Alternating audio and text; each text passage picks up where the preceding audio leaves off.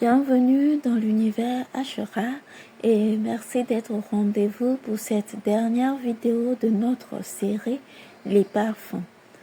Pour cette ultime vidéo de la série, nous allons terminer avec quelques conseils de parfumerie. Abonnez-vous à la chaîne, likez et partagez pour que vos amis puissent aussi profiter de ces conseils.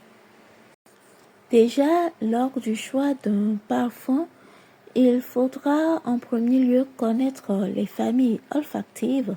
Il faudra vous fier à celles que vous aimez le plus. Hespéridées, florales, boisées, etc. Nous avons déjà parlé de la famille ou bien des familles olfactives. Il faudra prendre aussi en compte les 3 notes que nous avons déjà citées dans une précédente vidéo. Les notes de cœur, les notes de tête et les notes de fond. Il faudra aussi vous fier à votre style et à votre type de peau. Par exemple, les peaux grasses retiennent mieux les fragrances orientales et boisées, tandis que les peaux sèches s'accordent facilement avec les notes hespéridées ou florales. Donc, par exemple, si vous voulez un parfum qui vous rendra chaleureuse et sensuelle, tournez-vous vers la famille orientale. Si vous voulez paraître élégante, vous apprécierez la famille boisée. Et si vous voulez quelque chose de romantique, demandez la famille florale, etc., etc. Après, quand vous aurez choisi votre parfum, vient le moment de l'essayer. Donc, pour maximiser la tenue de votre parfum et créer un sillage élégant, il est conseillé premièrement d'hydrater la peau. Hydratez votre peau parce qu'un parfum tient beaucoup mieux sur une peau hydratée. Avant de vous parfumer, il est aussi conseillé d'appliquer une crème sans odeur pour éviter d'altérer l'odeur de votre sillage. D'accord, si vous appliquez une crème avec odeur, ce serait dommage. L'odeur ou bien le sillage du parfum disparaîtra. On ne saura pas vraiment la différence entre l'odeur de la crème ou l'odeur du parfum. En deuxième lieu, il faudra cibler les zones chaudes pour diffuser votre parfum parce que ces zones diffusent naturellement le parfum tout au long de la journée. Par exemple, vous pouvez diffuser votre parfum à l'intérieur des poignets, au niveau de la nuque, derrière les lobes d'oreilles et au creux de la poitrine. Il y a certains qui le mettent au niveau des genoux et des coudes, ça dépend. Vous pouvez aussi parfumer vos vêtements, mais avec précaution. Pourquoi? Parce que l'alcool peut parfois tacher les tissus délicats. Et parfumez-vous à une distance d'environ 15 cm de votre peau. Jusque-là, c'est clair. Continuons.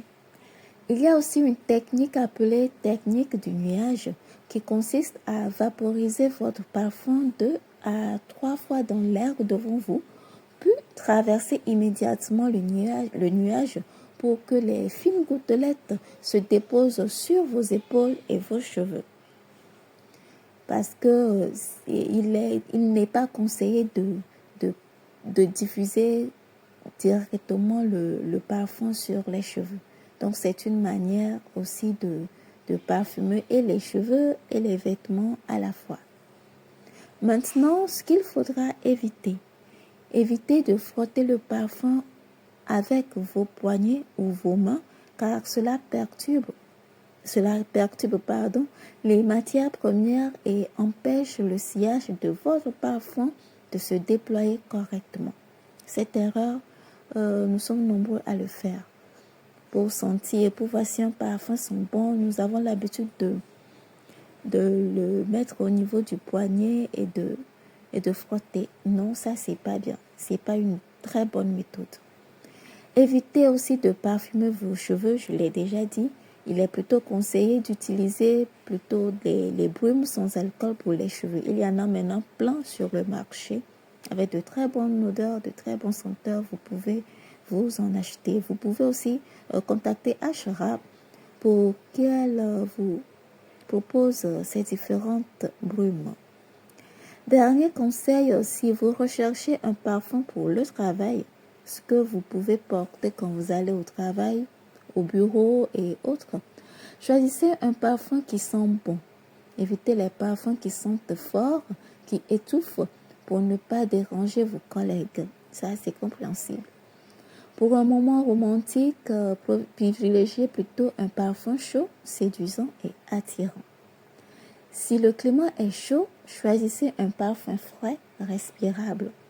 Si vous êtes invité à un événement, une fête, un gala par exemple, optez pour un parfum remarquable, confiant, longue tenue. Et enfin, pour votre parfum de tous les jours, faites-vous plaisir avec quelque chose de calme et confortable. Allez chez votre parfumeur et il vous aidera à choisir de bons senteurs selon l'événement. Chez Ashra, nous disposons de parfums et de brumes adaptés pour toute occasion. Contactez-nous pour un meilleur choix.